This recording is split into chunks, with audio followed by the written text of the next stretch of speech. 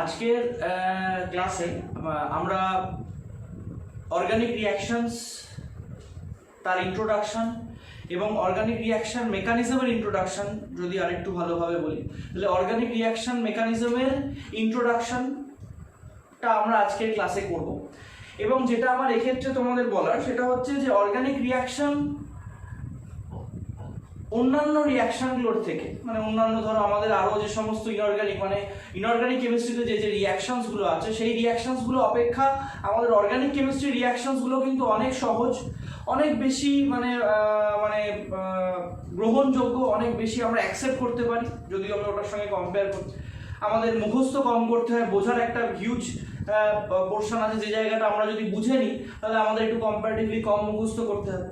তো আজকে আমরা বেসিক্যালি যেহেতু আমাদের এটা রিঅ্যাকশন মেকানিজম বা অর্গানিক রিঅ্যাকশন মেকানিজমের ফার্স্ট ক্লাস, তাই আজকে আমরা অর্গানিক রিঅ্যাকশনের অর্গানিক রিঅ্যাকশনসগুলোর ক্লাসিফিকেশনটা দেখে নেব যে কি ধরনের অর্গানিক রিঅ্যাকশনস আমাদের হয়, নাম্বার 1। নাম্বার 2, সেখান থেকে আমরা একটা দুটো টাইপ যতটা আমাদের আজকের ক্লাসে আমরা কভার করতে পারবো আমরা SN2 রিঅ্যাকশনটাকে মেইনলি SN2 রিঅ্যাকশনটাকে হাইলাইট করবো এবং SN2 রিঅ্যাকশন রিলেটেড যাবতীয় বিষয়গুলো আমরা আমাদের আজকের ক্লাসে ডিসকাস করব। ওকে, তো দেখো সবার প্রথম যেটা আমাদের আমার বলার সেটা হচ্ছে যে অর্গানিক রিঅ্যাকশন মানে বেসিক্যালি কতগুলো কোভ্যালেন্ট বন্ড, তার ব্রেকিং এবং তার ফরমেশন। মানে অর্গানিক রিঅ্যাকশনের ক্ষেত্রে বেসিক্যালি যেটা আমাদের হয়, অর্গানিক কম্পাউন্ডস মানেই তো কার্বন কন্টেনিং কম্পাউন্ডস, এবং অর্গানিক কম্পাউন্ডসগুলোর ক্ষেত্রে বেসিক্যালি যেটা আমাদের হয় সেটা হচ্ছে কতগুলো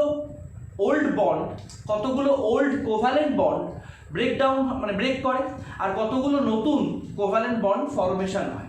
তাহলে অর্গানিক মলিকিউলগুলোর এই যে রিঅ্যাকশনগুলো বা এই অর্গানিক মলিকিউলগুলো যে এই যে রিঅ্যাকশনগুলো এই ধরনের যে রিঅ্যাকশনগুলোতে পার্টিসিপেট করে, তো সেই রিঅ্যাকশনগুলোকে বা সেগুলোকে মানে সেই টাইপ অফ রিঅ্যাকশনগুলোকে আমরা এখানে ডিসকাস করি। ওকে, তাহলে ডিপেন্ডিং অন দ্য পাথওয়ে বা ডিপেন্ডিং আপন দ্য রুটস আমরা অর্গানিক রিঅ্যাকশনগুলোকে বা ডিপেন্ডিং অন দ্য টেকনিক্স আমরা অর্গানিক রিঅ্যাকশনসগুলোকে বেসিক্যালি 4 ভাগে ভাগ করব, 4টে ভাবে ক্লাসিফাই করব আমরা অর্গানিক রিঅ্যাকশনসগুলোকে। ওকে, তো হোয়াট আর দ্য রিঅ্যাকশনস? দেখো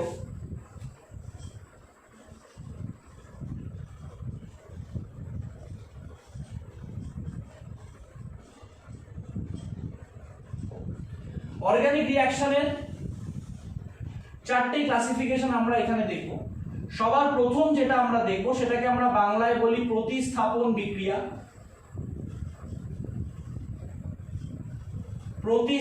বিক্রিয়া অথবা সাবস্টিটিউশন রিঅ্যাকশন।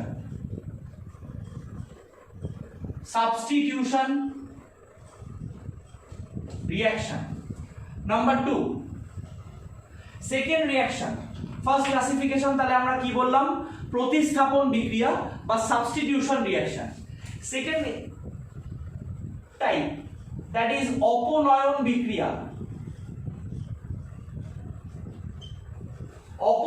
বিক্রিয়া অথবা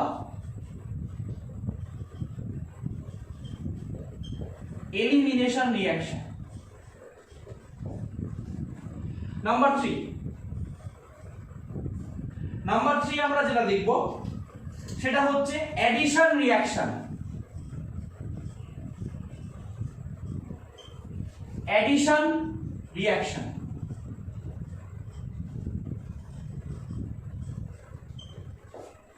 এবং নাম্বার 4 আমরা যেটা দেখব দ্যাট ইজ পুনর্বিন্যাস বিক্রিয়া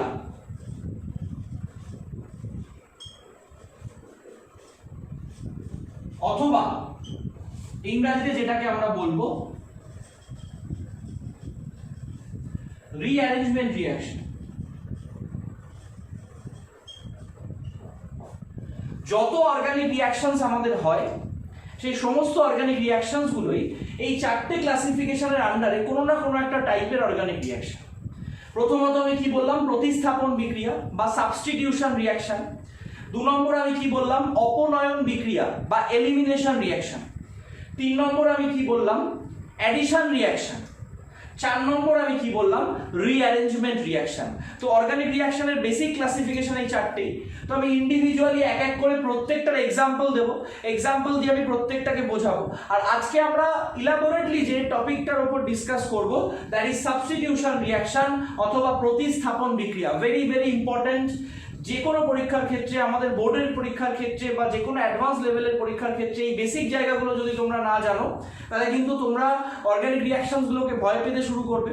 এবং অর্গানিক রিঅ্যাকশনগুলো যে কতটা ইন্টারেস্টিং সেটা তোমরা যদি এই বিষয়গুলো না পড়ো, মানে এই রিঅ্যাকশনের ক্লাসিফিকেশনসগুলোকে না বোঝো, তাহলে কিন্তু তোমাদের কাছে সেই বিষয়টা ক্লিয়ার হবে না। আমাদের ক্লাস 11-এর নলেজ অনুযায়ী, মানে ক্লাস 11-এ আমরা যতটুকু পড়ে আসি সেই অনুযায়ী, সেখানে আমরা মানে যতটা সময় পাই আমাদের সিলেবাসের রেসপেক্টে, মানে বোর্ড সিলেবাসের রেসপেক্টে, সেক্ষেত্রে আমাদের অনেক জায়গায় অনেকেরই একটা ধোঁয়াশা থেকে যায়, একটা কনফিউশন থেকে যায়। তো 12-এ কিন্তু সেই জায়গাগুলোকে ক্ল্যারিফাই করার, সেই জায়গাগুলোকে ক্লিয়ার করে নেওয়ার একটা বিশাল বড় সুযোগ রয়েছে, যেটা আমাদের শুরু হচ্ছে আজকের ক্লাস থেকে। এই টপিকটা আমরা আমাদের ক্লাস 12-এর সিলেবাসে হ্যালো অ্যালকেনস, হ্যালো অ্যারিনস বলে চ্যাপ্টার আছে, সেই চ্যাপ্টারের আন্ডারে আমরা এটাকে পাবো।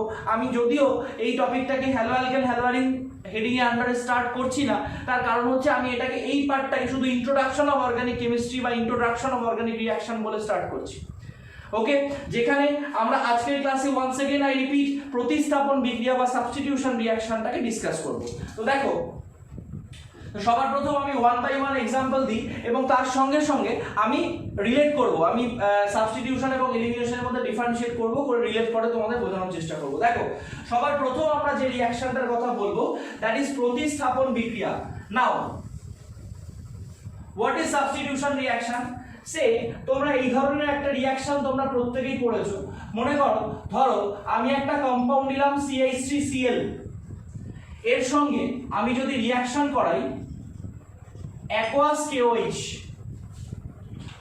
তাহলে প্রোডাক্ট আমাদের কি হয়? প্রোডাক্ট আমাদের হয়ে যায় হচ্ছে CH3OH প্লাস KCl।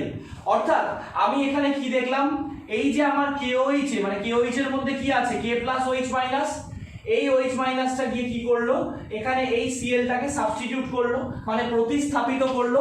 অর্থাৎ Cl এর জায়গায় OH টা ঢুকে গেল এবং Clটা তখন বেরিয়ে পটাশিয়ামের সঙ্গে KCl তৈরি করে ফেললো।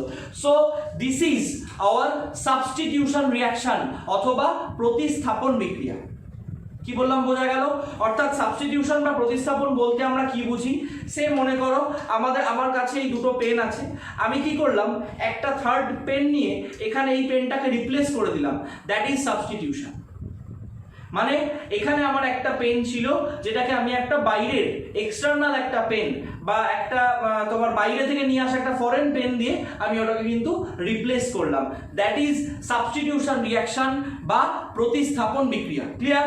নেক্সট এবার আমরা চলে আসবো 2 নম্বর যেটা আমরা পড়েছিলাম, দ্যাট ইজ অপনয়ন বিক্রিয়া।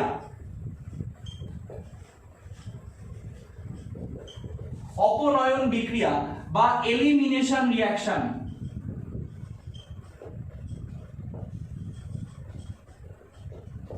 Now what is elimination reaction বা অপনয়ন বিক্রিয়া বলতে আমরা অ্যাকচুয়ালি কি বুঝি?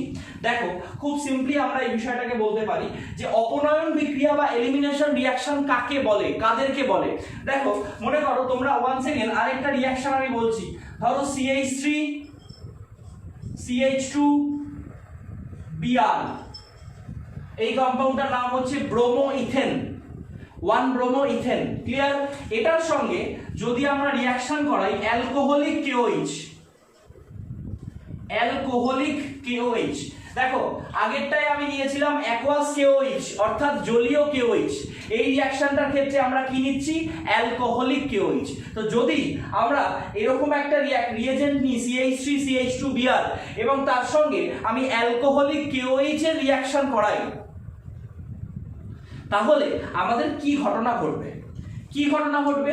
খুব সিম্পলি দেখো, অ্যালকোহলিক KOH এর কাজ হচ্ছে ডিহাইড্রোহ্যালোজিনেশন করা। এবার এই টার্মটা তোমাদের কাছে অচেনা, তোমরা ডিহাইড্রেশন টার্মটা শুনেছো, যে যখন আমাদের শরীর থেকে জলের পরিমাণ বেরোতে থাকে, জল বেরিয়ে যায়, সেটাকে আমরা ডিহাইড্রেশন বলি। ডিহাইড্রেশন মানে হচ্ছে রিমুভাল অফ ওয়াটার মলিকিউল, ঠিক আছে? ঠিক সিমিলারলি ডিহাইড্রোহ্যালোজিনেশন, আমাদের হ্যালোজেন হাইড্রাসিড তোমরা চেনো, কি কি আছে, HCl HBr, HI অর্থাৎ hydrochloric acid, হাইড্রোব্রোমিক acid, hydro iodic acid.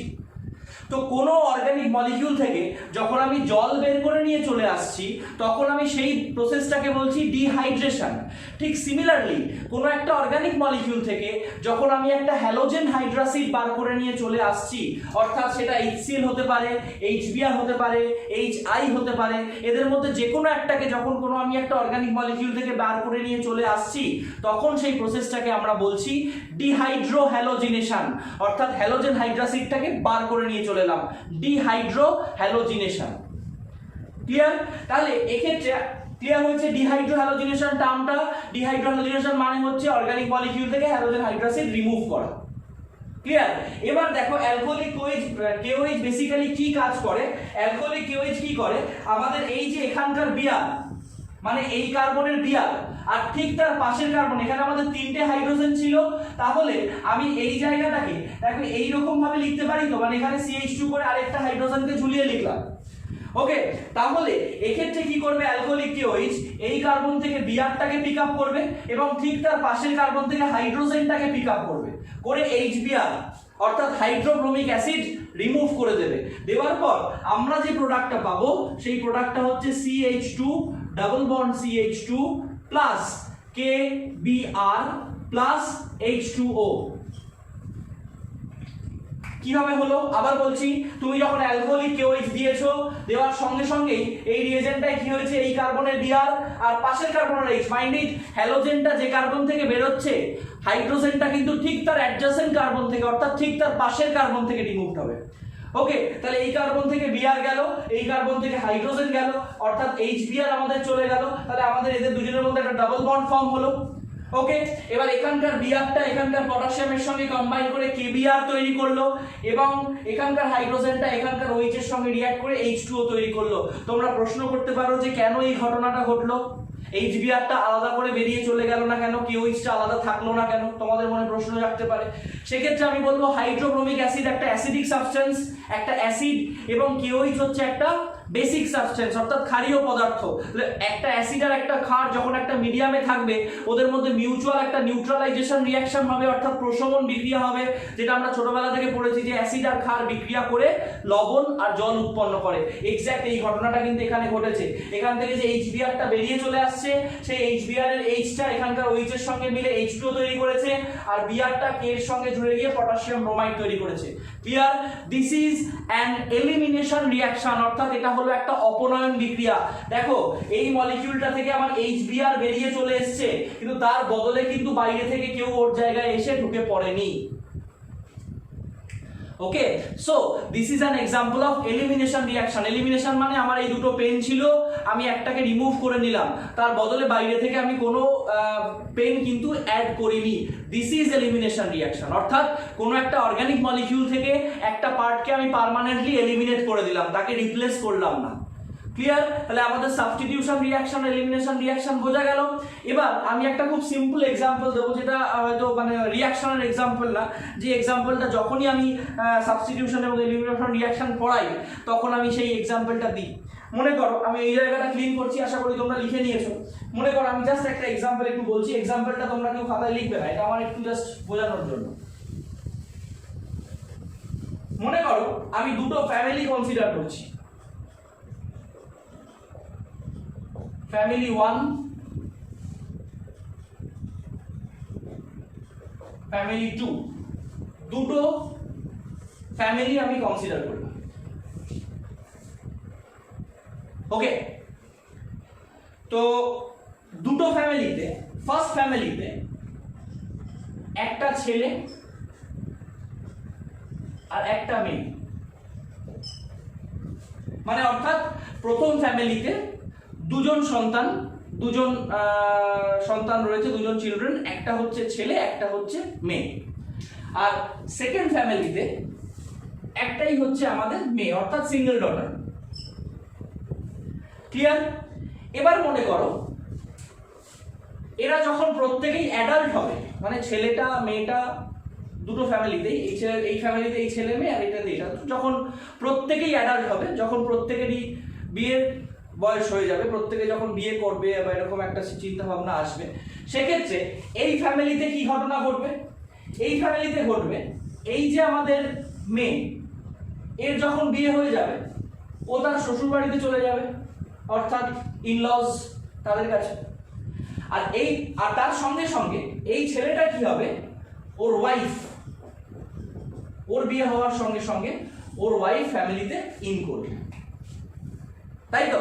তাহলে দেখো, this is substitution, this is substitution. তুমি একটা বাইরের কাউকে নিয়ে এসে সাবস্টিটিউট করলে, এই মেয়েটা চলে গেল, আরেকজন মেয়ে এলো, হয়তো দেখা গেল যে এই মেয়েটা পরিবারের কিছু কাজ করতো বা পার্টিকুলারলি হয়তো অফিসিয়াল কিছু জবস করতো, ব্যাংকিং বা আদার্স, সেটা এখন হয়তো এই ওয়াইফ করে। Okay, so this is a substitution, মানে তোমার একজন পরিবারের থেকে বাইরে চলে গেছে, আরেকজন নতুন মানুষ পরিবারে এসছে, এবং যে বাইরে চলে গেছে আর যে নতুন এসছে দুজন টোটালি ডিফারেন্ট দুটো পার্সন। ওকে, এবার আমরা চলে আসি, আশা করি তোমাদের কাছে ক্লিয়ার হয়ে গেছে। এবার আমরা চলে আসি সেকেন্ড ফ্যামিলি। এখানে হচ্ছে সিঙ্গেল ডটার, অর্থাৎ এর যখন বিয়ে হয়ে যাবে, এ যখন শ্বশুর বাড়িতে চলে যাবে, তখন এও তো পরিবারে কিছু না কিছু কাজ করতো। এবার সেই কাজগুলো করার জন্য এই ফ্যামিলি কিন্তু বাইরে থেকে আর কোনো লোককে পাচ্ছে না, অর্থাৎ তখন ও কি করবে, ওই মেয়েটা যে কাজগুলো আগে করতো সেই কাজগুলোকে এখন এই ফ্যামিলি মেম্বার ডিভাইড করে নেবে, নিজেদের মধ্যে ডিভাইড করে নিয়ে করবে। So this is our substitution and elimination reaction. Substitution মানে কোনো একটা অর্গানিক মলিকিউলের একটা পোর্শন বা একটা গ্রুপ কম্পাউন্ড থেকে লিভ করবে, তার বদলে বাইরে থেকে একটা এলিমেন্ট বা একটা গ্রুপ ওর জায়গায় এসে বসবে, দ্যাট ইজ সাবস্টিটিউশন। আর এলিমিনেশন মানে হচ্ছে কোনো একটা অর্গানিক মলিকিউল থেকে একটা গ্রুপ পার্মানেন্টলি চলে যাবে, তার বদলে বাইরে থেকে কিন্তু কেউ এসে বসবে না। কি বললাম বোঝা গেল? ওই কম্পাউন্ডটাই তখন ডাবল বন্ড ফর্ম করে বা ট্রিপল বন্ড ফর্ম করে বা কোনোভাবে ওই যে গ্রুপটা বেরিয়ে গেছে তার ঘাটতিটাকে বা তার ডেফিসিয়েন্সিটাকে পূরণ করে নেবে, ফুলফিল করে নেবে। কি বললাম বোঝা গেল? নেক্সট আমাদের থার্ড রিঅ্যাকশন যেটা আমরা বলেছি সেটাতে আমরা চলে আসবো, দ্যাট ইজ অ্যাডিশন রিঅ্যাকশন।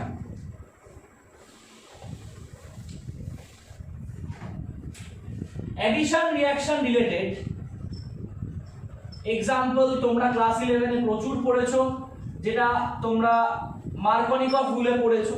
মনে করো, ধরো আমরা এইরকম একটা কম্পাউন্ড নিলাম, CH2 ডাবল বন্ড CH2, তার সঙ্গে আমি রিঅ্যাকশন করালাম হাইড্রোজেন ব্রোমাইড। তাহলে কি হবে?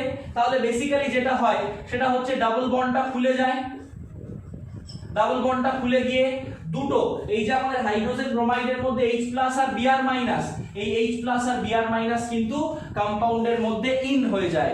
This is addition reaction. অর্থাৎ এক্ষেত্রে দেখো জাস্ট কি হয়েছে, এই ডাবল বন্ডটা ছিল, ডাবল বন্ডটা ওপেন হয়ে গেছে এবং এই পুরো গ্রুপ, এই পুরো মলিকিউলটা এই কম্পাউন্ডের মধ্যে অ্যাড হয়ে গেছে। That is by this is an addition reaction. Clear? Next,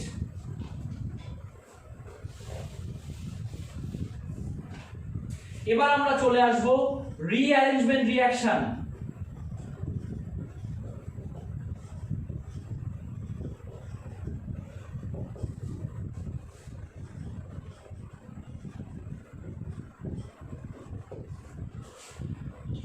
what is rearrangement? দেখো,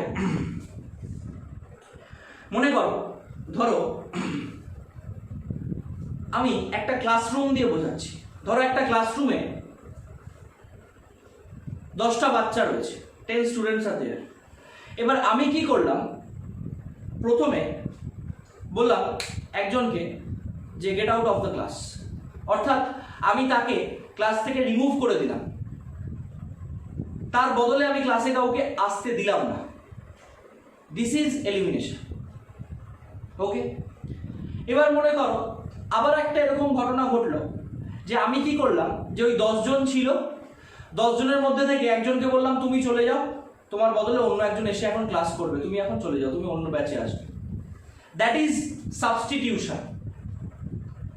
এবার মনে করো থার্ড কেসে আমি কি করলাম, আমি বললাম যে আচ্ছা তোমরা 10 জন আছো, তোমরা একটু চেপে চেপে বসো, আরো 2 জন এখানে এসে বসবে। This is addition. আমি অ্যাড করলাম, আমি কাউকে সরাইনি, কাউকে রিমুভ করিনি, কাউকে রিপ্লেস করিনি, আরো নতুন দুজনকে অ্যাড করলাম। This is addition. Clear? Fourth case যেটা আমাদের rearrangement reaction. What is rearrangement? হয়তো 10 জন বসে আছে, আমি বললাম তুমি পেছন বেঞ্চে চলে আসো, আর পেছন বেঞ্চ থেকে তুমি সামনের বেঞ্চে চলে আসো। This is rearrangement.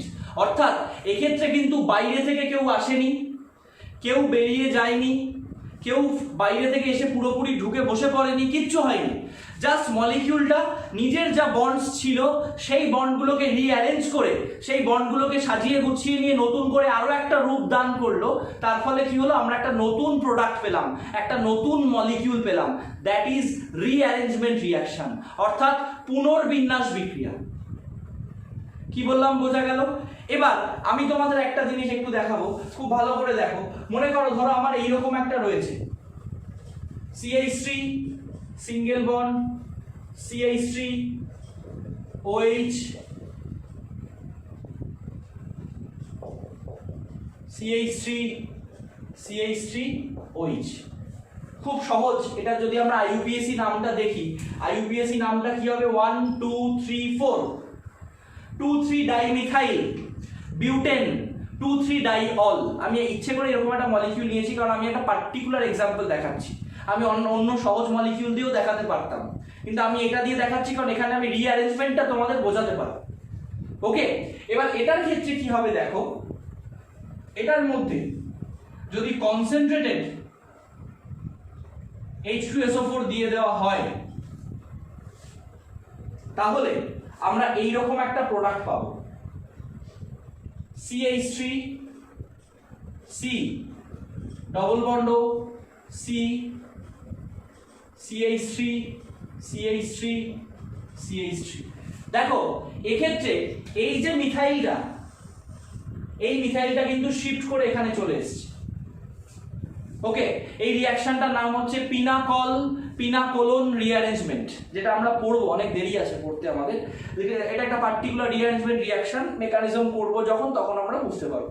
অর্থাৎ রিঅ্যারেঞ্জমেন্ট মানে আমি খুব পরিষ্কার পরিচ্ছন্নভাবে যেটা বুঝতে পারলাম যে মলিকিউলের মধ্যে কোনো একটা গ্রুপ, কোনো একটা পার্ট নিজেদের মধ্যে রিঅ্যারেঞ্জড হয়ে গিয়ে একটা নতুন মলিকিউল তৈরি করলো।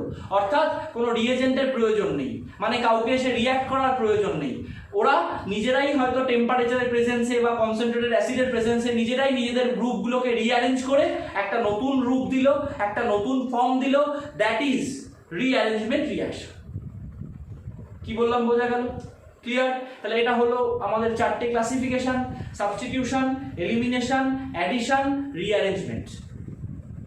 ওকে, এবার আমরা চলে আসবো সাবস্টিটিউশন রিঅ্যাকশনে। আমি আগেই বলেছি যে আজকে আমরা প্রতিস্থাপন বিক্রিয়া নিয়ে ইলাবোরেটরি ডিসকাস করব, কারণ বাকিগুলো আমাদের সিলেবাসে অতটা বেশি নেই। এলিমিনেশনটা আছে, রিঅ্যারেঞ্জমেন্ট আর অ্যাডিশনটা আমাদের ক্লাস 11-এ হয়ে গেছে। রিঅ্যারেঞ্জমেন্টটা আমরা অনেক পরে করব, আরো দুটো চ্যাপ্টার পড়ার পর। ওকে, সো আমরা স্টার্ট করছি সাবস্টিটিউশন রিঅ্যাকশনস। দেখো, প্রতিস্থাপন বিক্রিয়া,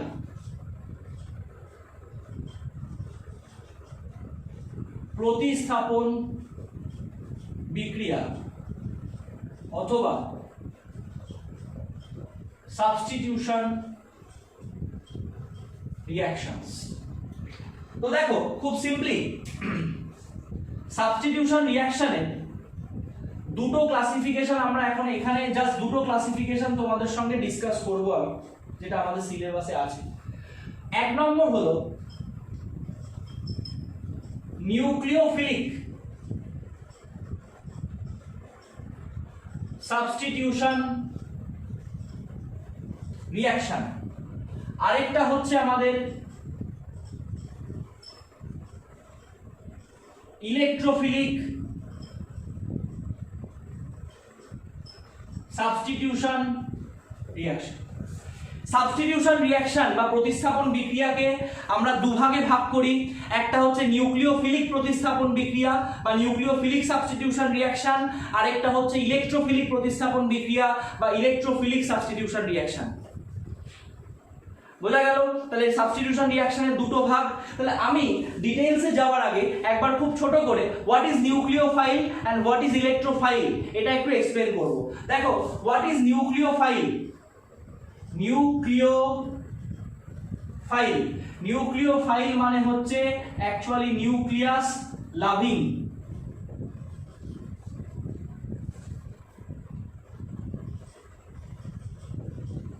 নিউক্লিয়াস লাভিং অর্থাৎ আমরা জানি যে আমরা যদি কোনো একটা অ্যাটম কনসিডার করি তাহলে সেই অ্যাটমের সেন্ট্রাল যে পার্ট, সেন্ট্রাল যে পোর্শন, সেটাকে আমরা বলি হচ্ছে nucleus. and we know that nucleus is the positive part of an atom, মানে একটা অ্যাটমের ধনাত্মক আধান বিশিষ্ট বা পজিটিভ আধান বিশিষ্ট অংশ হচ্ছে নিউক্লিয়াস। তাহলে এক্ষেত্রে আমার যে কোনো অ্যাটমের নিউক্লিয়াসটা হচ্ছে পজিটিভ, অর্থাৎ কোনো একটা স্পিসিস যদি পজিটিভ চার্জ লাভিং হয়, অর্থাৎ নিউক্লিয়াস লাভিং হয়, মানে নিউক্লিয়াসকে যদি কেউ ভালোবাসতে চায় তাহলে তাকে নিজেকে কিন্তু নেগেটিভলি চার্জ হতে হবে, কারণ পজিটিভ চার্জ লাভিং স্পিসিস মানে এটা আমার পজিটিভ চার্জ।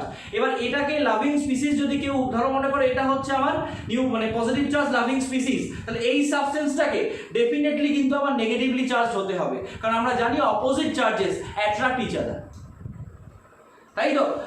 তাহলে নিউক্লিয়াস লাভিং স্পিসিস মানে অ্যাকচুয়ালি নিউক্লিওফাইলকে আমরা কি বলতে পারি? ইলেকট্রন ঘনত্ব সমৃদ্ধ, ইলেকট্রন ঘনত্ব সমৃদ্ধ আয়ন অথবা ইলেকট্রন রিচ স্পিসিস, এবং এটাকে আমরা চিহ্নিত করি হচ্ছে Mu মাইনাস এরকম একটা সিম্বল দিয়ে। ঠিক আছে, তাহলে নিউক্লিওফাইল মানে বোঝা গেল, নিউক্লিওফাইল মানে হচ্ছে নিউক্লিয়াস লাভিং স্পিসিস, অর্থাৎ নিউক্লিয়াসকে ভালোবাসে যারা। নিউক্লিয়াসকে ভালোবাসার জন্য কি দরকার? নিউক্লিয়াস হচ্ছে কোনো একটা অ্যাটমের পজিটিভ মানে পজিটিভলি চার্জ পোরশন বা পজিটিভলি চার্জ পার্ট। তাহলে নিউক্লিয়াসকে ভালোবাসার জন্য সবসময় অলওয়েজ আমাদের যেটা দরকার সেটা হচ্ছে যে ভালোবাসছে, নিউক্লিয়াসকে যে ভালোবাসতে চাইছে তাকে নিজেকে কিন্তু নেগেটিভলি চার্জ হতে হবে। তা সেটাকে যদি নেগেটিভলি চার্জ হয় তবেই ও নিউক্লিয়াসের দিকে অ্যাট্রাক্টেড হতে পারবে। ওকে, তাহলে এবার নিউক্লিওফাইল, তাহলে এবার আমি বলে দিই যে নিউক্লিওফিলিক সাবস্টিটিউশন রিঅ্যাকশন কি। মনে করো কোনো অর্গানিক রিঅ্যাকশনে যদি এইরকম একটা নিউক্লিওফাইল অথবা ইলেকট্রন ঘনত্ব বেশি আছে এরকম কেউ যদি প্রতিস্থাপন করার চেষ্টা করে বা প্রতিস্থাপন করে, তাহলে আমরা সেই ধরনের বিক্রিয়াগুলোকে নিউক্লিওফিলিক সাবস্টিটিউশন বলবো। মোদ্দা কথা হচ্ছে যে সমস্ত রিঅ্যাকশনে, যে সমস্ত প্রতিস্থাপন বিক্রিয়ায় নিউক্লিওফাইলগুলো প্রতিস্থাপন করে তাদেরকে আমরা বলি হচ্ছে নিউক্লিওফিলিক প্রতিস্থাপন বিক্রিয়া। কি বললাম বোঝা গেল? অর্থাৎ সেই সমস্ত রিঅ্যাকশনগুলো যেখানে নিউক্লিওফাইলগুলো সাবস্টিটিউশনে পার্টিসিপেট করে, সাবস্টিটিউশন করে, তাদেরকে আমরা বলি হচ্ছে নিউক্লিওফিলিক সাবস্টিটিউশন রিঅ্যাকশন। ওকে, নেক্সট এবার আমরা চলে আসব ইলেকট্রোফাইল। ক্লিন করছি। নেক্সট এবার আমরা যেটাতে চলে আসব দ্যাট ইজ ইলেকট্রোফাইল।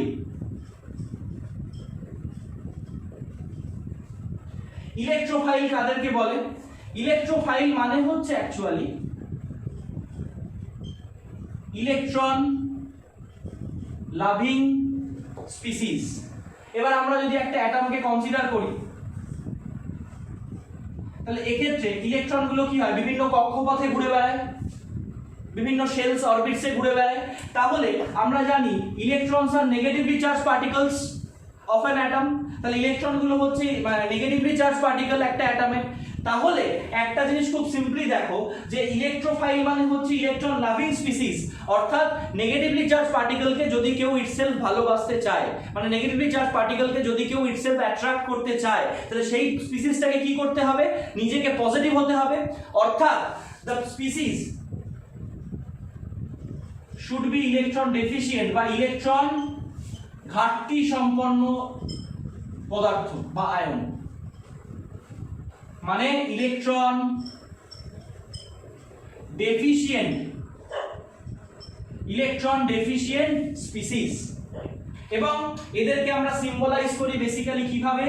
ই দিয়ে এবং মাথায় প্লাস দেওয়া মানেই আমরা বুঝতে পারছি ইলেকট্রনের ঘাটতি আছে, তাই তো? তাহলে ইলেকট্রোফিলিক সাবস্টিটিউশন রিঅ্যাকশন আমরা কাদেরকে বলছি? ইলেকট্রোফিলিক সাবস্টিটিউশন রিঅ্যাকশন আমরা খুব সিম্পলি তাদেরকে বলতে পারি যে সমস্ত রিঅ্যাকশনে এই ধরনের স্পিসিস, অর্থাৎ এই ধরনের ইলেকট্রন ঘাটতি সম্পন্ন পদার্থ সাবস্টিটিউশন করে, তাদেরকে আমরা বলি হচ্ছে electrophilic substitution reaction. Clear? So তো আপাতত আমাদের ইলেকট্রোফাইল নিউক্লিওফাইলের ইন্ট্রোডাকশন এবং electrophilic substitution reaction, nucleophilic substitution reaction কাদেরকে বলে সেটা আমরা বুঝতে পারলাম। ক্লিয়ার? এবার আমরা চলে আসব নিউক্লিওফিলিক সাবস্টিটিউশন রিঅ্যাকশনের ক্লাসিফিকেশনে, যেটা আমাদের সিলেবাসে পুরোটাই আছে। দেখো, নিউক্লিওফিলিক সাবস্টিটিউশন রিঅ্যাকশনকে আমরা আবার 3 ভাগে ভাগ করলাম। একটা হচ্ছে আমাদের SN1, একটা হচ্ছে SN2, আরেকটা হচ্ছে আমাদের SNI। প্রত্যেকটার মানে আমি আস্তে আস্তে বলবো। প্রথমটা হচ্ছে S ফর, শুধু এইটুকু বলে জেনে রাখো, S for substitution, N for nucleophilic. এবার 1, 2 আর I এইগুলো কি রিপ্রেজেন্ট করে আমি ইন্ডিভিজুয়ালি প্রত্যেকটাতে ঢুকবো, একটা একটা করে বলবো। আজকে আমরা আলোচনা করব শুধুমাত্র SN2 রিঅ্যাকশন। ওকে, শুধুমাত্র SN2 রিঅ্যাকশন। কি বললাম বোঝা গেল? তাহলে আজকের ক্লাসের টপিক হচ্ছে আমাদের SN2 এবং নিউক্লিওফিলিক সাবস্টিটিউশন রিঅ্যাকশনকে আমি 3 ভাগে ভাগ করেছি, SN1, SN2, SNI। Electrophilic substitution রিঅ্যাকশনের ক্লাসিফিকেশন আমি এখন আসছি না, ওটা আবার পরের ক্লাসে আসবো। ওকে, নেক্সট ক্লিন করছি। Very very important and interesting. তোমরা কিন্তু পুরো ক্লাসটা খুব মন দিয়ে দেখো, মন দিয়ে দেখলে এই ভিডিওটা দেখতে দেখতেই তোমাদের পুরো বিষয়টা রেডি হয়ে যাবে। SN2 reaction. ওকে, সো পরপর আমি কতগুলো কথা বলতে থাকবো। মনে করো, ধরো আমি একটা এক্সাম্পল দিয়ে স্টার্ট করলাম, সে CH3Cl, বা এটাকে আমি CH3Br নিই। এটার সঙ্গে আমি রিঅ্যাকশন করাচ্ছি জলীয় KOH। ফার্স্টেই যে রিঅ্যাকশনটা দিয়ে আমরা এক্সাম্পলটা দিয়েছি, তাহলে আমাদের প্রোডাক্ট কি হবে? CH3OH প্লাস KBr, যেটা আমি তোমাদের বললাম যে এখানকার OH-টা এই Br-টাকে সাবস্টিটিউট করেছে। এবার আমরা চলে আসব এই রিঅ্যাকশনটার মেকানিজমে, এবং এক্ষেত্রে আমরা যেটা মাথায় রাখবো, এটা হচ্ছে আমাদের সাবস্ট্রেট, এটা হচ্ছে আমাদের রিএজেন্ট, এবং এটা হচ্ছে আমাদের সাবস্টিটিউটেড প্রোডাক্ট। ক্লিয়ার? দেখো, এবার আমি কি করব, CH3Br এর মলিকিউলার স্ট্রাকচারটাকে, মানে CH3Br এর হাইব্রিড স্ট্রাকচারটাকে ড্র করব। দেখো, C এটা আমার Br, এটা আমার একটা হাইড্রোজেন,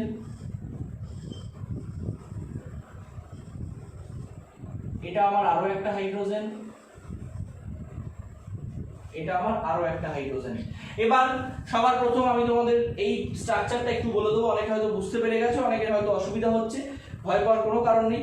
মনে করো আমরা জানি যে কোনো একটা সেন্টার যদি sp3 হাইব্রিডাইজড হয়, তাহলে তার স্ট্রাকচার কি হয়? টেট্রাহেড্রাল। তার স্ট্রাকচার হয় টেট্রাহেড্রাল, অর্থাৎ এই সেন্টারে থাকে আমাদের একটা কার্বন অ্যাটম, মানে সেন্টারে থাকে একটা অ্যাটম, এবং তার চারিদিকে 4টে অ্যাটম বন্ড ফর্ম করে থাকে, এবং স্ট্রাকচারটা দেখতে হয় আমাদের লাইক দিস, তাই তো? অর্থাৎ আমি যদি পেন দিয়ে দেখানোর চেষ্টা করি, মানে এইরকম একটা ব্যাপার হলো, আর ওপরে আমাদের এইরকম একটা রয়েছে, মানে এটা হচ্ছে আমাদের টেট্রাহেড্রাল স্ট্রাকচার। ওকে, মানে এই যে জয়েন্টটা, এখানে আমার সেন্ট্রাল অ্যাটমটা রয়েছে, এবং দেখো তুমি মনে করো, ধরো আমি এই পুরো বিষয়টাকে এইভাবে প্লেনের মধ্যে রাখার চেষ্টা করছি, অর্থাৎ এই বন্ডটা আর এই বন্ডটা হচ্ছে প্লেনের ওপরে আছে। তাহলে দেখো এই বন্ডটা আমার অ্যাবাভ দ্য প্লেন, এবং এই পেনটা হিসেব মতন কি বোর্ডের পিছন দিকে ঢুকে যাওয়ার কথা, যেটা আমার পক্ষে এখানে দেখানো সম্ভব নয়, তাই তো? দ্যাট ইজ ওয়াই আমি এখানে কিন্তু এই বোল্ড বন্ডটা রিপ্রেজেন্ট করছে above the plane bond, above the plane, আর এই ব্রোকেন বন্ড এটা রিপ্রেজেন্ট করছে হচ্ছে বিলো দ্য প্লেন। ওকে, আর এই যে বন্ডগুলো, এই বন্ডগুলো কি রিপ্রেজেন্ট করছে? এই বন্ডগুলো রিপ্রেজেন্ট করছে অন দ্য প্লেন, অর্থাৎ এই বন্ড দুটো আমার অন দ্য প্লেন আছে, বোল্ড বন্ডটা আমার অ্যাবাভ দ্য প্লেন আছে এবং ব্রোকেন বন্ডটা আমার আছে কিন্তু definitely below the plane. Clear? বোঝা গেছে? নেক্সট,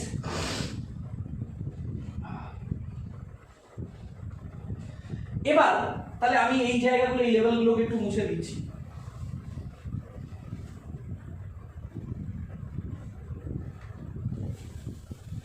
এবার এর সঙ্গে তুমি রিঅ্যাকশন করাচ্ছ কার?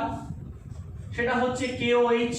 KOH মানে কি? Basically K plus OH minus, ঠিক আছে? এবং এই যে OH মাইনাস, এই OH মাইনাসটা কি? ইলেকট্রন ঘনত্ব সম্পন্ন, কারণ মাথায় একটা নেগেটিভ চার্জ আছে। অর্থাৎ আমি তোমাদের এইমাত্র বলেছি যে ইলেকট্রন ঘাটতি যদি কারো বেশি থাকে, কোনো একটা স্পিসিস যদি ইলেকট্রন রিচ হয়, তাদেরকে আমরা কি বলি? তাদেরকে আমরা বলি হচ্ছে নিউক্লিওফাইল। তাদেরকে আমরা কি বলি? তাদেরকে আমরা বলি হচ্ছে নিউক্লিওফাইল অর নিউক্লিওফাইল। আর এই নিউক্লিওফাইলটা এসে এখান থেকে কাকে রিপ্লেস করবে? এই নিউক্লিওফাইলটা এখান থেকে এসে রিপ্লেস করবে হচ্ছে এই ব্রোমিনটাকে, এবং এই ব্রোমিনটাকে আমরা বলবো হচ্ছে living group, LEAVING, living group. অর্থাৎ যে আমাদের স্ট্রাকচারটাকে ছেড়ে চলে যাচ্ছে, মানে যখন OH প্রতিস্থাপিত করতে আসছে তখন Br তো আমার স্ট্রাকচারটাকে ছেড়ে চলে যাচ্ছে, দ্যাট ইজ ওয়াই Br কে আমরা বলি হচ্ছে লিভিং গ্রুপ, এবং এই OH মাইনাসটাকে আমরা বলছি হচ্ছে নিউক্লিওফাইল। কি বললাম বোঝা গেল? ক্লিয়ার? ওকে, এইবার আমরা দেখব কি ঘটনাটা ঘটবে। আমি 1 সেকেন্ড এই লেভেলগুলো মুছে দিচ্ছি, তোমরা কিন্তু লেভেলগুলো লিখতে থাকবে, পেন্সিলকে লিখতে অসুবিধা নেই। এবার কি হবে দেখো, এই যে OH মাইনাস, এই OH মাইনাসটা এই দিক থেকে ধাক্কা মারতে পারে, অথবা এই OH মাইনাসটা এই দিক থেকে ধাক্কা মারতে পারে। এবার ব্যাপারটা হচ্ছে ধাক্কা মারবে কেন? মনে করো ধরো একটা মানুষ দাঁড়িয়ে আছে, আমি সেই মানুষটাকে ধাক্কা দিয়ে সামনের দিকে ফেলে দিতে চাইছি। তাহলে এবার মনে করো আমি যদি মানুষটাকে মুখোমুখি ধাক্কা মারি, তাহলে কি আমি মানুষটাকে ওই দিকে ফেলতে পারবো? পারবো না। আমি মানুষটাকে যদি ওই দিকে ফেলতে হয়, তাহলে ডেফিনেটলি আমাকে এই দিক থেকে ধাক্কা মারতে হবে, পেছন থেকে ধাক্কা মারতে হবে। ওকে, সো ধরো মনে করো যদি আমার এই OH মাইনাসটা, আমার OH মাইনাসটা তো এই Brটাকে অ্যাকচুয়ালি রিমুভ করবে, এবং তোমরা একটা জিনিস খেয়াল করে একটা জিনিস মাথায় রাখবে যে ব্রোমিনের ইলেকট্রোনেগেটিভিটি কিন্তু ক্লোরিনের কার্বনের থেকে বেশি। সো এক্ষেত্রে আমার ব্রোমিনটা কিন্তু স্লাইটলি নেগেটিভ, কার্বনটা কিন্তু স্লাইটলি পজিটিভ। আমরা জানি যে ইলেকট্রোনেগেটিভিটি কাকে বলে, আমি ছোট করে আবার বলে দিচ্ছি। মনে করো ধরো আমাদের X আর Y ইলেকট্রোনেগেটিভ, এদের মধ্যে একটা কোভালেন্ট বন্ড আছে। What is electronegativity? ইলেকট্রোনেগেটিভিটি মানে হচ্ছে বন্ডিং পেয়ারকে নিজের দিকে টানার ক্ষমতা। এবার Y এর যদি ইলেকট্রোনেগেটিভিটি বেশি হয়, তাহলে Y কি করবে? বন্ড পেয়ারটাকে নিজের দিকে টেনে নেবে, তার ফলে কি হবে? ইলেকট্রনগুলো Y এর দিকে শিফট করে গেল, এবং Yটা হয়ে গেল স্লাইটলি মাইনাস, Xটা হয়ে গেল স্লাইটলি প্লাস। এক্স্যাক্ট এই ঘটনাটা এখানে ঘটেছে, ঠিক আছে? এবার মনে করো ধরো এই OH মাইনাসটা যদি সামনের দিক থেকে, মানে ব্রোমিন Br মাইনাসের পাশ থেকে যদি ধাক্কা মারার চেষ্টা করে, তাহলে সেক্ষেত্রে কি হবে?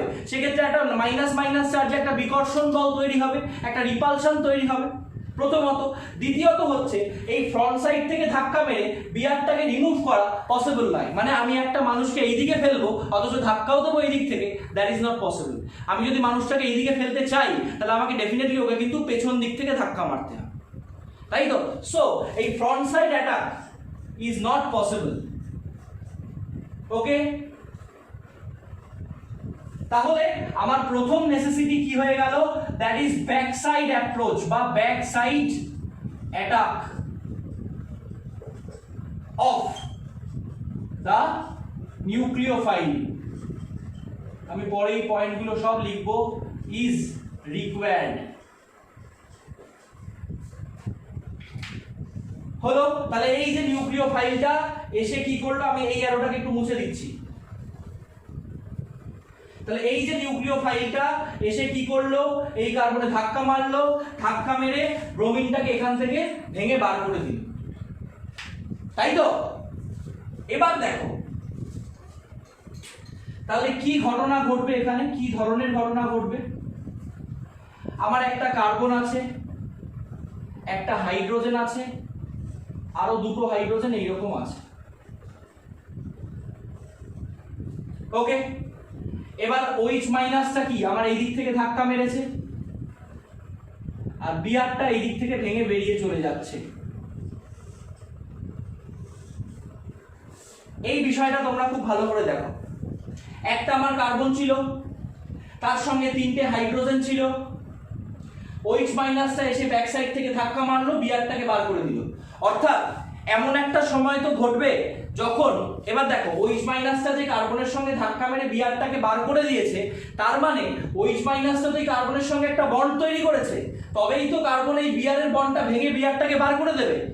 তার মানে কি, এক্ষেত্রে আমি কি দেখতে পাচ্ছি, কার্বনের সঙ্গে OH মাইনাসের একটা বন্ড তৈরি হচ্ছে, অ্যাট এ টাইম কার্বনের সঙ্গে Br এর যে বন্ডটা, সেই বন্ডটা ভেঙে যাচ্ছে। অর্থাৎ এই রিঅ্যাকশনটা চলাকালীন এমন একটা মানে এমন একটা সময় বা এমন একটা সিচুয়েশন অবশ্যই তৈরি হবে যখন কার্বনের সঙ্গে OH এর বন্ড ফরমেশন হবে এবং কার্বনের সঙ্গে Brটার বা ব্রোমিনটার বন্ড স্প্লিটিং হবে, বন্ড ব্রেকিং হবে, তাই তো? সেই অবস্থাটাকে আমরা বলি হচ্ছে ট্রানজিশন স্টেট। সেই অবস্থাটাকে আমরা বলি হচ্ছে ট্রানজিশন স্টেট। আমি আরো ভালো করে এক্সপ্লেন করছি হোয়াট ইজ ট্রানজিশন স্টেট। তাহলে ট্রানজিশন স্টেটটা তোমাদের বোঝা গেল। What is transition state? Transition state হচ্ছে আমাদের যখন এই OH মাইনাসটা কার্বনের সঙ্গে বন্ড তৈরি করছে এবং কার্বনের সঙ্গে Br এর বন্ডটা ব্রেক হচ্ছে, এই কোন যে সিচুয়েশনে এই দুটো ঘটনা বা যে স্টেটে এই দুটো ঘটনা একই সঙ্গে ঘটছে, মানে এদিকে আস্তে আস্তে তৈরি হওয়া শুরু হয়েছে, ওদিকে আস্তে আস্তে ভাঙা শুরু হয়েছে, সেই অবস্থাটাকে, সেই স্টেটটাকে আমরা বলবো হচ্ছে ট্রানজিশন স্টেট, অথবা ওটাকে বাংলা একটা আছে অন্তর্বর্তী অবস্থা বা কি হোয়াটসঅ্যাপ আমার মনে নেই, ট্রানজিশন স্টেট। ওকে, তো দেখো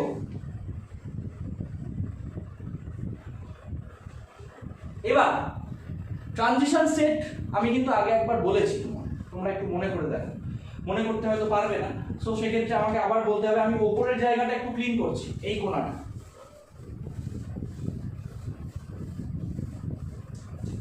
মনে করো আমরা এইরকম একটা গ্রাফ এঁকেছিলাম কেমিক্যাল ইকুইলিব্রিয়াম যখন পড়েছিলাম।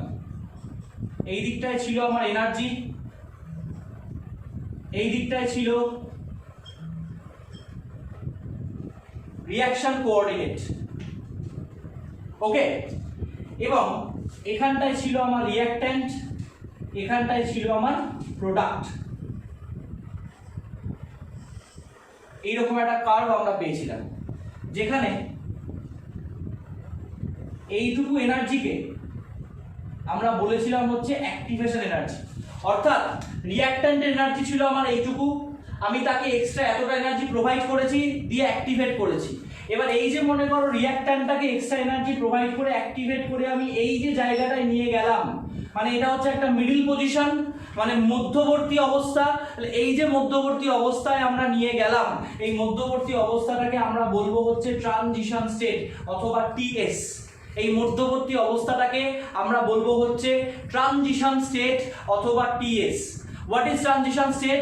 যে স্টেটটা হচ্ছে নাইদার রিঅ্যাক্ট্যান্ট, অর্থাৎ এটা বিক্রিয়কও নয়, পুরোপুরি বিক্রিয়াজাতও নয়, বরং বিক্রিয়াজাত এবং বিক্রিয়ক মানে রিঅ্যাক্ট্যান্ট এবং প্রোডাক্ট দুটোর মাঝামাঝি একটা অবস্থা। মানে যে অবস্থায় এটা পুরোপুরি আর রিঅ্যাক্ট্যান্টও নেই, যে অবস্থায় এটা পুরোপুরি প্রোডাক্টও হয়ে যায়নি, অর্থাৎ দুটোর মাঝামাঝি অবস্থা, সেই অবস্থাটাকে আমরা বলছি হচ্ছে ট্রানজিশন স্টেট। ওকে, তাহলে আমাদের ট্রানজিশন স্টেটটা তৈরি হলো। এবার আমাকে একটু মুছতে হবে, ক্লিন করছি আমি।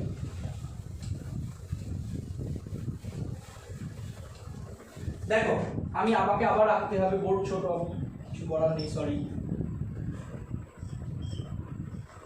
এইটা আমার ছিল,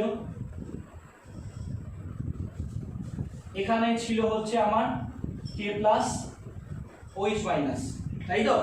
এবার এই OH মাইনাসটা কি করেছে? OH মাইনাসটা সেখান থেকে ব্যাক সাইড অ্যাটাক করেছে, Brটাকে বার করে দিয়েছে। তার ফলে আমি এইরকম একটা ট্রানজিশন স্টেট পেয়েছি।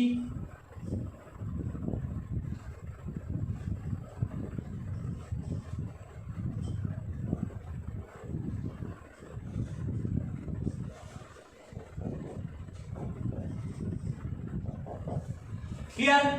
তাহলে ফাইনালি যখন আমরা প্রোডাক্টটা পাবো, সেই প্রোডাক্টটা আমাদের কিরকম হবে, লাইক দিস।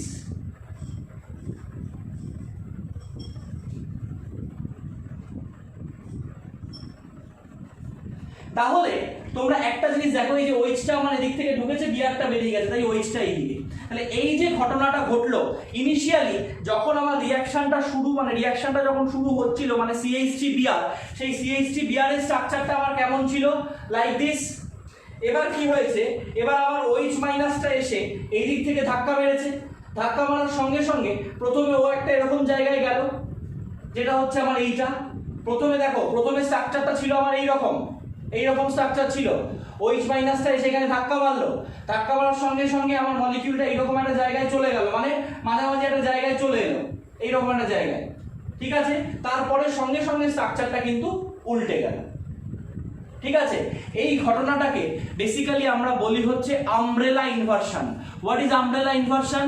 আমরা দেখেছি যে ধরো ছাতা, প্রচন্ড হাওয়াতে ছাতার স্ট্রাকচারটা বেসিক্যালি কিরকম থাকে, ছাতার স্ট্রাকচারটা হচ্ছে এইরকম থাকে।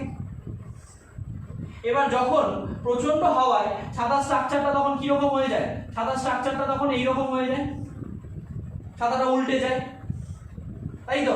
This is our umbrella inversion. অর্থাৎ প্রথমে স্ট্রাকচারটা ছিল আমার এইরকম, OH মাইনাস এদিক থেকে ধাক্কা মারার সঙ্গে সঙ্গে স্ট্রাকচারটা ঘুরে চলে গেল। আমি তো আঙ্গুলগুলোকে উল্টাতে পারবো না, তাই এইভাবে দেখাচ্ছি। স্ট্রাকচারটা প্রথমে ছিল এইরকম, এটা ধাক্কা মারার সঙ্গে সঙ্গে স্ট্রাকচারটা কিন্তু ঘুরে গেছে।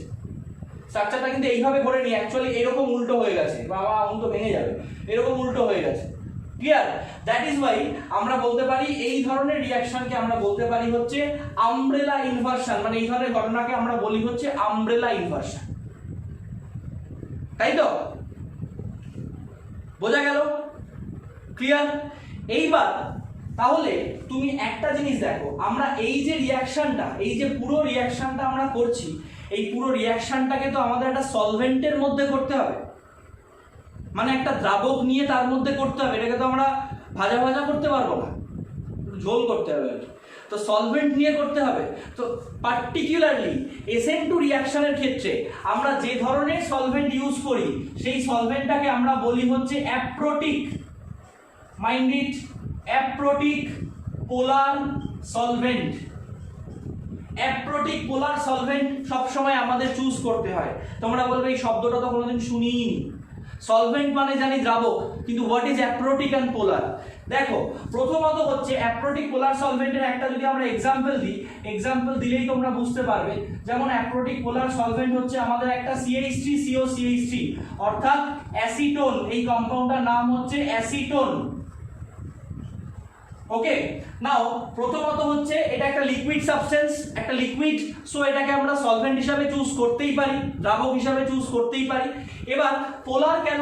এই যে কার্বন আর হাইড্রোজেনের মধ্যে, সরি কার্বন আর অক্সিজেনের মধ্যে অক্সিজেনের তড়িৎ ঋণাত্মকতা বা ইলেকট্রোনেগেটিভিটি বেশি, অর্থাৎ oxygen is more electronegative. So আমাদের এক্ষেত্রে অক্সিজেনটা কি হয়ে যাবে, স্লাইটলি নেগেটিভ, কার্বনটা কি হয়ে যাবে, স্লাইটলি পজিটিভ, তাই তো। দ্যাট ইজ ওয়াই, মানে দ্যাট মিনস এই বন্ডটা হচ্ছে আমাদের polar bond. Okay, now what is aprotic? Aprotic মানে হচ্ছে, দেখো এই যে CRO, এই যে আমার অক্সিজেন, এই অক্সিজেনের সঙ্গে কি কোনো আমার প্রোটন অর্থাৎ H+ আয়ন যুক্ত আছে? নেই। যদি কোনো সলভেন্টে আমাদের এইরকম থাকে যে সেই সলভেন্টটা পোলার, মানে সেই সলভেন্টের মধ্যে এরকম প্লাস মাইনাস সেপারেশন আছে, অথচ সেই সলভেন্টটা কোনো H+ আয়ন তৈরি করে না, তাদেরকে আমরা বলি হচ্ছে aprotic polar solvent. I repeat, aprotic polar solvent কাদেরকে বলি? যে সমস্ত সলভেন্টের ক্ষেত্রে পোলারিটি আছে, অর্থাৎ প্লাস মাইনাস সেপারেশন আছে, ইলেকট্রোনেগেটিভিটি ডিফারেন্সের জন্য, তড়িৎ ঋণাত্মকতার পার্থক্যের জন্য প্লাস মাইনাসের সেপারেশন আছে, মানে একটা কম্পাউন্ডের মধ্যেই একটা কার্বন হচ্ছে পজিটিভলি চার্জ আর একটা কার্বন নেগেটিভলি চার্জ, এরকম ঘটনা আছে, অথচ সেই কম্পাউন্ডটা কোনোভাবেই তোমার প্রোটন তৈরি করতে পারে না, অর্থাৎ H+ আয়ন ত্যাগ করতে পারে না, তাদেরকে আমরা বলি হচ্ছে aprotic polar solvent. Mind it, SN2 রিঅ্যাকশনের ক্ষেত্রে কিন্তু আমাদের অ্যাপ্রোটিক পোলার সলভেন্ট লাগে। অ্যাপ্রোটিক polar solvent is mandatory. Acetone হতে পারে, ডিএমএসও হতে পারে, ডিএমএফ বলে একটা সলভেন্ট হয়, ডাইমিথাইল ফরমালডিহাইড, এইগুলো সবগুলোই হতে পারে। কিন্তু যে কোনো অ্যাপ্রোটিক পোলার সলভেন্ট ইজ অ্যাপ্রোপ্রিয়েট বা যথোপযুক্ত for this kind of reaction, for this kind of প্রতিস্থাপন বিক্রিয়া। কি বললাম বোঝা গেল? নেক্সট, এবার আরেকটা জিনিস আমরা এক্ষেত্রে দেখব। তাহলে দেখো, এই পুরো বিক্রিয়াটা আমাদের একটাই স্টেপে হয়েছে, এই বিষয়টা সবার কাছে ক্লিয়ার তো? আমার এটা রিঅ্যাকট্যান্ট ছিল, এটা প্রোডাক্ট ছিল।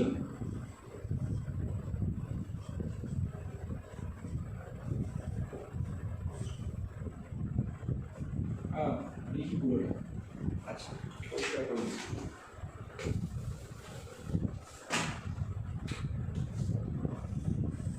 এটা হচ্ছে আমার রিঅ্যাকশন কোঅর্ডিনেট, এটা হচ্ছে আমার এনার্জি। তাহলে এইটা আমার রিঅ্যাকট্যান্ট, এইটা আমার প্রোডাক্ট। এবার এটা কি হলো? রিঅ্যাকট্যান্ট থেকে প্রোডাক্টে চলে এলো। ওকে, এবং এই জায়গায় আমরা একটা ট্রানজিশন স্টেট বা টিএস পেলাম। তার মানে রিঅ্যাকট্যান্ট থেকে প্রোডাক্টে এসছে, ও তো একটা স্টেপেই এসছে, রিঅ্যাকট্যান্টটা প্রোডাক্টে এসছে, মাঝে একটা অন্তর্বর্তী ধাপ, একটা ইন্টারমিডিয়েট স্টেট। সেটা তো কোনো প্রোডাক্ট বা রিঅ্যাকট্যান্ট কিছু না, ওটা জাস্ট মাঝে ওটা হয়ে এসছে অ্যাকচুয়ালি। ঠিক আছে? সো এই ধরনের রিঅ্যাকশনগুলো কিন্তু একটা সিঙ্গেল স্টেপ রিঅ্যাকশন, মানে SN2 বিক্রিয়া কিন্তু একটা সিঙ্গেল স্টেপ রিঅ্যাকশন। কাইনেটিক্সে বলেছিলাম, মনে করে দেখো, এলিমেন্টারি স্টেপ রিঅ্যাকশন বা সিঙ্গেল স্টেপ রিঅ্যাকশন কাদেরকে বলা হয়? যারা একটা মাত্র ধাপে সম্পন্ন হয়। অর্থাৎ যে সমস্ত রিঅ্যাকশন একটা মাত্র ধাপে কমপ্লিট হয়ে যায় তাদেরকে আমরা বলি হচ্ছে এলিমেন্টারি স্টেপ রিঅ্যাকশন বা সিঙ্গেল স্টেপ রিঅ্যাকশন। ওকে, তাহলে এই ধরনের বিক্রিয়াগুলো বেসিক্যালি কি হচ্ছে? একটা মাত্র ধাপে সম্পন্ন হচ্ছে, তাই তো? এবার তুমি একটা জিনিস খুব পরিষ্কার করে দেখো, প্রোডাক্টটাও মুছে ফেললাম।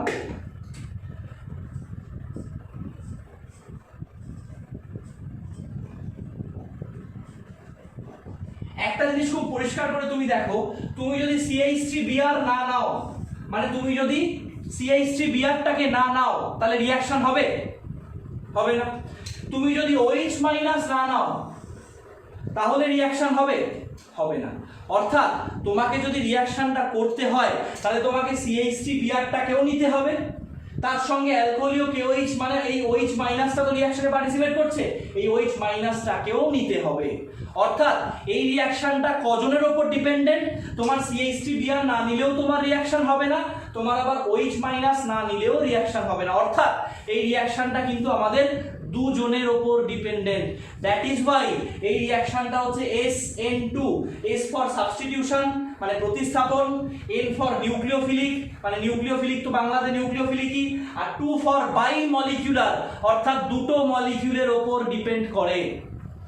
So this reaction is substitution, nucleophilic, বাইমলিকুলার।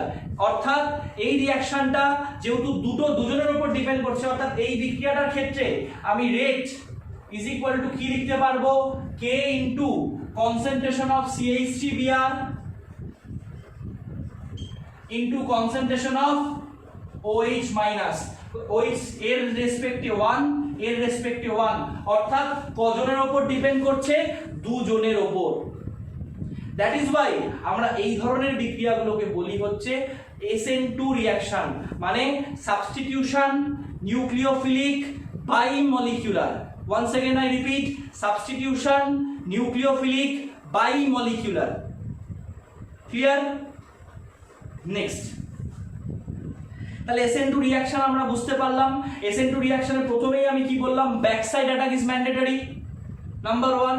Number 2, প্রোডাক্টে আমরা কি দেখতে পেলাম?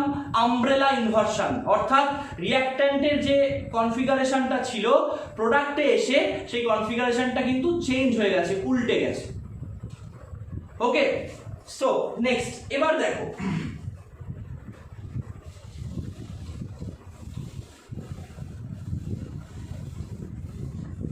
এবার হচ্ছে আমাদের ইম্পর্টেন্ট পয়েন্টস।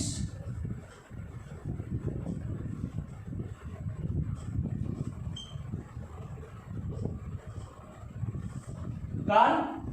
SN2 reaction. তাহলে সবার প্রথম পয়েন্ট আমার কি, এক্ষেত্রে আমার রেট ইজ ইকুয়াল টু কি হচ্ছে K into concentration of CH3Br। আচ্ছা সরি প্রথম স্টেপে প্রথম পয়েন্ট আমি এটা লিখবো না, প্রথম স্টেপ আমি লিখছি এক ধাপে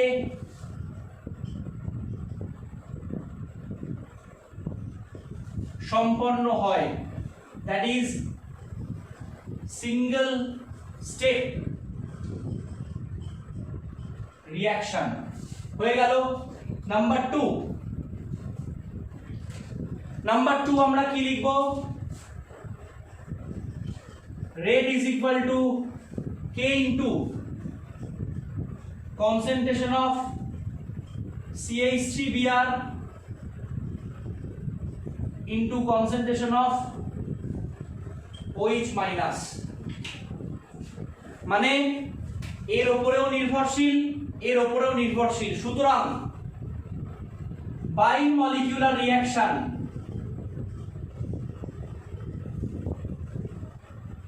অথবা দ্বি আণবিক বিক্রিয়া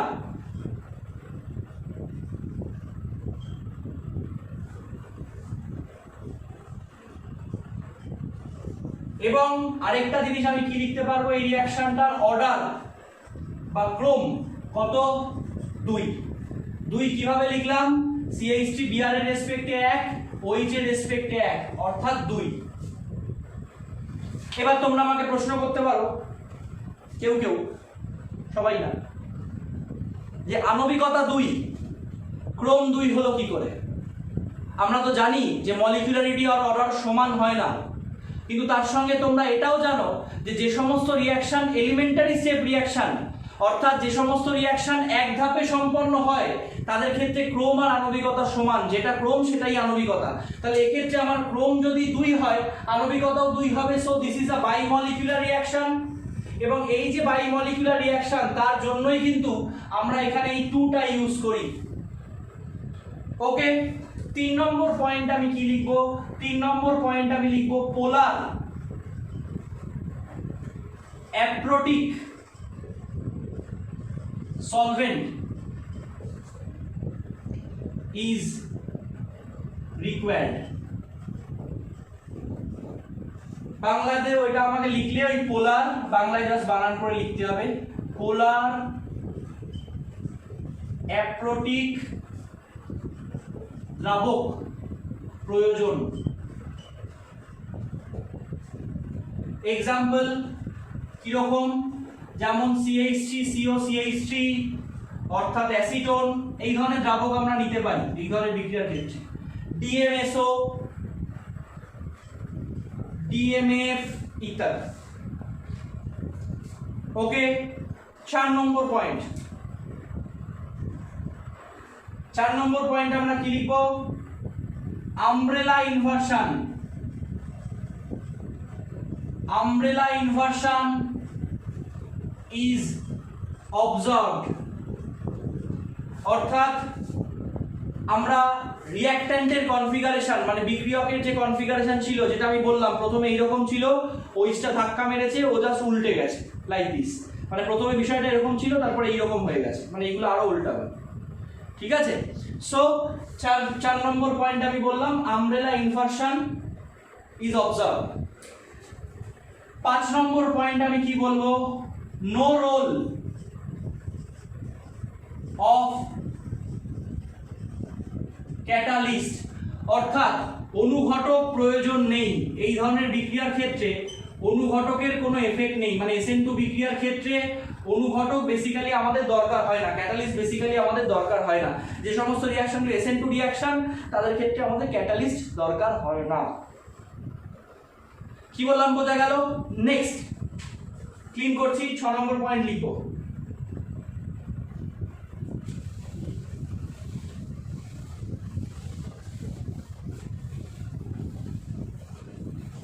ভেরি ভেরি ইম্পর্টেন্ট পয়েন্ট, এবং আমাকে ইলাবোরেট করতে হবে, আমি এক্সপ্লেন করতে হবে, বলে দিচ্ছি।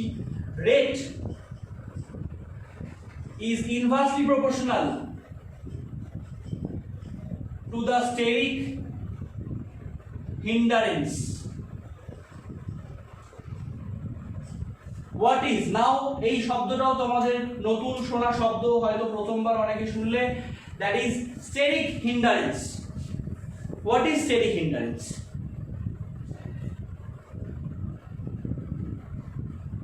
আচ্ছা, আমরা বোধহয় আমি মুছে ফেললাম, বোধহয় আরেকটা পয়েন্ট আমি লিখিনি, that is back side attack is important.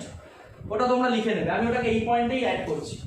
আমাদের কি দরকার? ব্যাক সাইড অ্যাটাক প্রয়োজন। Without back side attack reaction হবে না, তাই তো? এবার মনে করো, ধরো আমি তিনটে নিচ্ছি, একটা নিলাম আমি CH3 Br, যেটা দিয়ে আমি রিঅ্যাকশন করেছি। আরেকটা নিচ্ছি আমি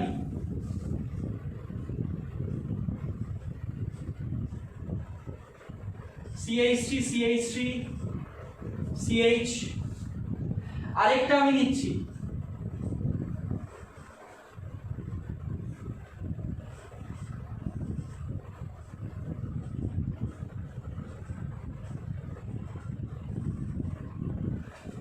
এবার মনে করো এই তিনটের ক্ষেত্রেই তোমার OH মাইনাস অ্যাটাক করছে। এখানে ব্যাক সাইড, এখানেও ব্যাক সাইড, এখানেও ব্যাক সাইড। এবার যদি তোমাকে আমি কল্পনা করবো না, যদি তোমাকে আমি প্রশ্ন করি, আচ্ছা আমাকে বলো তো এই তিনটের মধ্যে কোন ক্ষেত্রে ব্যাক সাইড অ্যাটাকটা খুব স্মুথ হবে, খুব ভালো হবে, তখন তুমি আমাকে কি বলবে? দেখো এই যে আমার OH মাইনাসটা এই মলিকিউলটার ক্ষেত্রে ব্যাক সাইড থেকে ঢুকছে, এখানে আমার কি আছে? একটা CH3 গ্রুপ আছে, এখানে একটা CH3 গ্রুপ আছে, এখানে একটা CH3 গ্রুপ আছে। অর্থাৎ এই তিনটে CH3 গ্রুপ আমাদের এই তিনটে হাইড্রোজেনের থেকে সাইজে বড়। এটা তো তোমরা অস্বীকার করতে পারো না যে CH3 গ্রুপ মানে একটা কার্বন, তার সঙ্গে আরো তিনটে হাইড্রোজেন, আর সেখানে এই জায়গায় একটা করে হাইড্রোজেন আছে। তাহলে একটা CH3 গ্রুপ যতটা জায়গা দখল করে থাকবে, হাইড্রোজেন তার থেকে অনেক কম জায়গা দখল করে থাকবে। তাহলে আমি আমার এই পেনের সার্কেলগুলো দিয়ে একটা জিনিস খুব পরিষ্কার বুঝতে পারছি যে OH মাইনাসটা এক্ষেত্রে এই কার্বনটাকে অনেকটা ফাঁকায় ফাঁকায়, অনেকটা স্মুথলি ব্যাক সাইড থেকে অ্যাপ্রোচ করতে পারছে, যেহেতু এই গ্রুপগুলোর সাইজ ছোট। whereas এক্ষেত্রে আমার তিনটে বাল্কি গ্রুপ, মানে তিনটে বড় বড় গ্রুপ থাকার জন্য কার্বনের ব্যাক সাইডটা কিন্তু blocked. This is steric hindrance. Steric hindrance মানে হচ্ছে ব্লকেজ। এই যে ব্লক করে রেখেছে কার্বনের ব্যাক সাইডটা, এটাকে আমরা কেমিস্ট্রির ল্যাঙ্গুয়েজে বলবো স্টেরিক হিন্ডারেন্স। এবং এই গ্রুপগুলো বাল্কি হওয়ার জন্য আমাদের এই কার্বনের ব্যাক সাইডটা কিন্তু স্টেরিক্যালি হিন্ডার্ড, অর্থাৎ ব্লকড। তার মানে এই যে আমার OH মাইনাসটা, এই OH মাইনাসটা কিন্তু এক্ষেত্রে ব্যাক সাইড অ্যাপ্রোচ করতে পারছে না।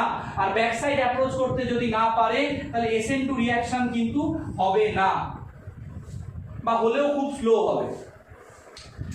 এবং এটার ক্ষেত্রে তুমি দেখো, এটার ক্ষেত্রে তোমার দুটো বাল্কি গ্রুপ আছে, একটা ছোট গ্রুপ আছে। অর্থাৎ এক্ষেত্রে OH মাইনাসটা এই জায়গা থেকে গিয়ে ধাক্কা মারতে পারে, কিন্তু তাও এই কার্বনটার তুলনায় এই কার্বনটা তো অনেক বেশি হিন্ডার্ড, মানে অনেক বেশি ব্লক হয়ে রয়েছে যদি তুমি কম্পেয়ার করো। তাহলে এই OH মাইনাসটা এই কার্বনে যতটা ফাঁকায় ফাঁকায় ধাক্কা মারতে পারবে, এই কার্বনের ব্যাক সাইড থেকে ততটা ফাঁকায় ফাঁকায় ধাক্কা মারতে পারবে না, কারণ এটা এই দুটো দিক ব্লক হয়ে আছে, একটা দিক ফাঁকা আছে। অর্থাৎ আমি কি দেখতে পাচ্ছি যে ব্লকেজ যত বাড়ছে, রিঅ্যাকশন করার টেন্ডেন্সি কিন্তু তত কমে যাচ্ছে, রিঅ্যাকশনের রেট বা বিক্রিয়ার গতিবেগ কিন্তু তত কমে আসে। দ্যাট ইজ ওয়াই আমি লিখেছি রেট ইজ ইনভার্সলি প্রপোর্শনাল, অর্থাৎ ব্যস্তানুপাতিক with steric hindrance. Steric hindrance মানে বেসিক্যালি কি? এই ব্লকেজগুলো। স্টেরিক হিন্ডারেন্স যত বাড়তে থাকবে, ব্যাক সাইড থেকে নিউক্লিওফাইলটার যে এসে ধাক্কা মারা, সেই ব্যাক মানে পেছন দিক থেকে যে ধাক্কা মারা, সেই পেছন দিকটা ব্লক হতে থাকবে, ব্যাক সাইডটা ব্লক হতে থাকবে, অর্থাৎ ব্যাক সাইড অ্যাপ্রোচ বা ব্যাক সাইড অ্যাটাকটা হবে না। SN2 রিঅ্যাকশনের রেট কিন্তু আস্তে আস্তে আস্তে আস্তে স্লো ডাউন হবে, মানে বিক্রিয়ার হার বা গতিবেগ কিন্তু কমে যাবে। কি বললাম বোঝা গেল? নেক্সট ক্লিন করছি। তাহলে আমি একটা জিনিস খুব সিম্পলি বলছি, দেখো মনে করো, ধরো আমি একটা এরকম নিলাম Br CH2 CH3, sorry CH3 Br, এখানে আমার আছে H, এখানে আমার আছে H, এখানে আমার আছে CH3। তাহলে পরে আমি আবার একটা নিলাম, এখানে CH3, এখানে CH3, এখানে H। তারপরে আমি আবার একটা নিলাম,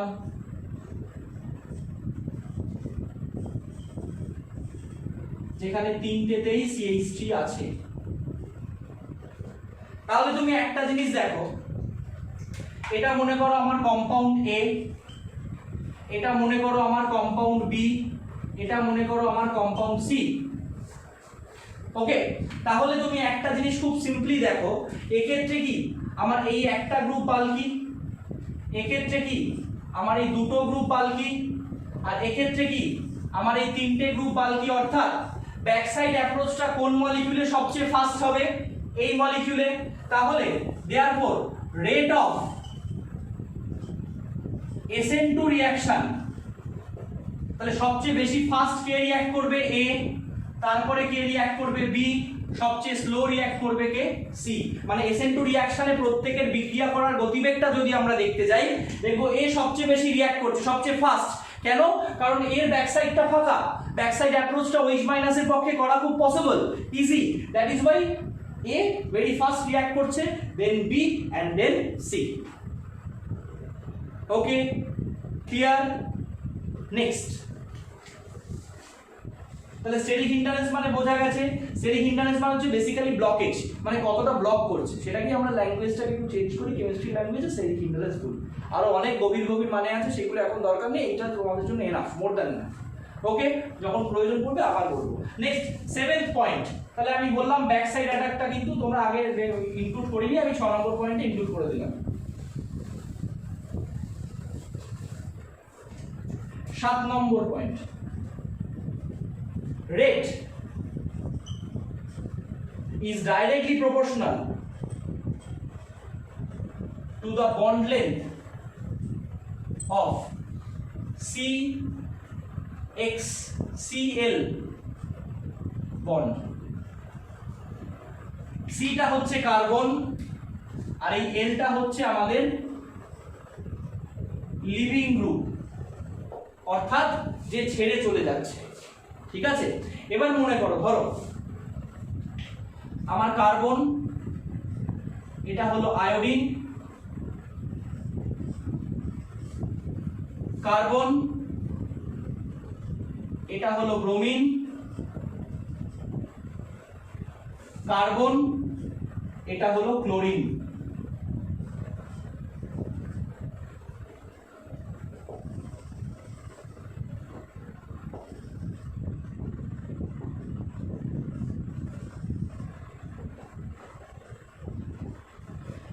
এবার তোমাকে বলা হলো যে আচ্ছা বলো তো,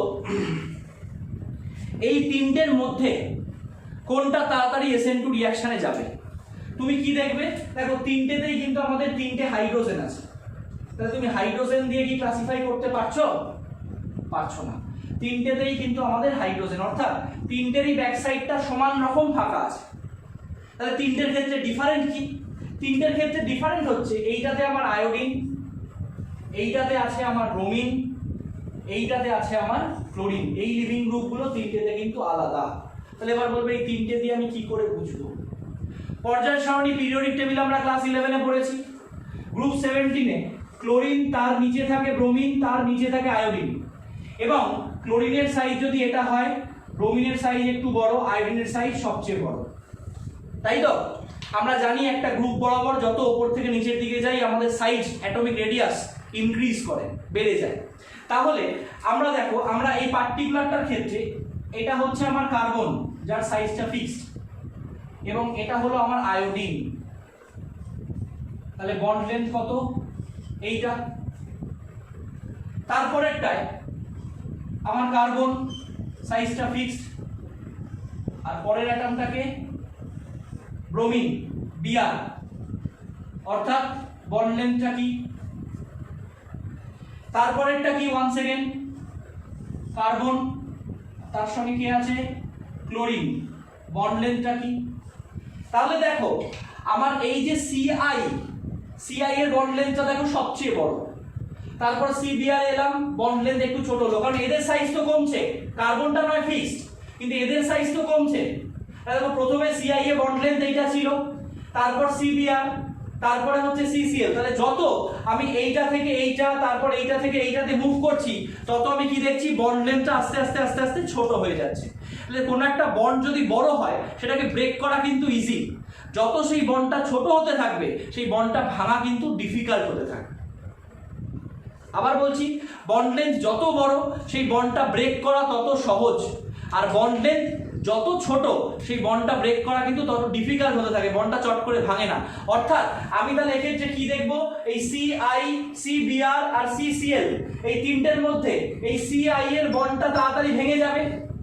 সিআই এর বন্ডটা তাড়াতাড়ি ভেঙে যাওয়ার অর্থ কি, আয়োডিনটা লিভিং গ্রুপ হিসাবে তাড়াতাড়ি রিমুভ হবে, অর্থাৎ SN2 রিঅ্যাকশনটা তত বেশি হবে, তত বেশি স্পিডে হবে।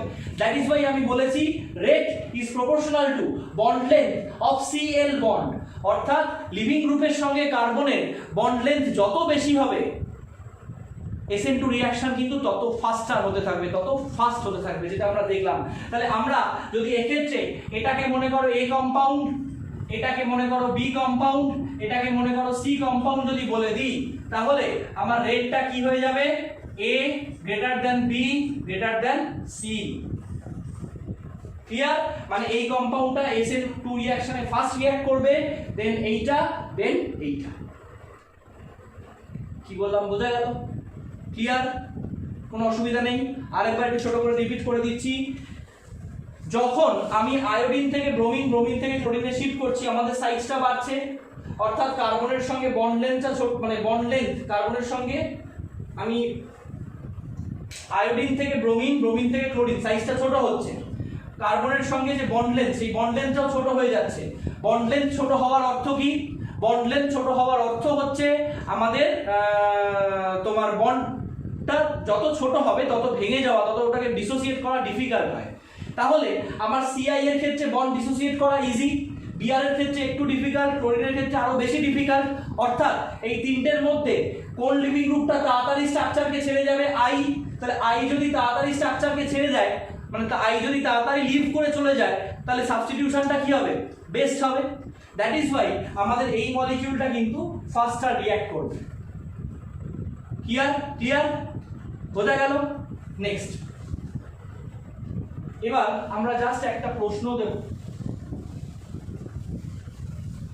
জাস্ট একটা প্রশ্ন দিয়ে আজকের ডিসকাশন আমি শেষ করব, যেটা যে প্রশ্নটা তোমাদের এইচএস লেভেলে খুব কমন একটা প্রশ্ন। বলে দিল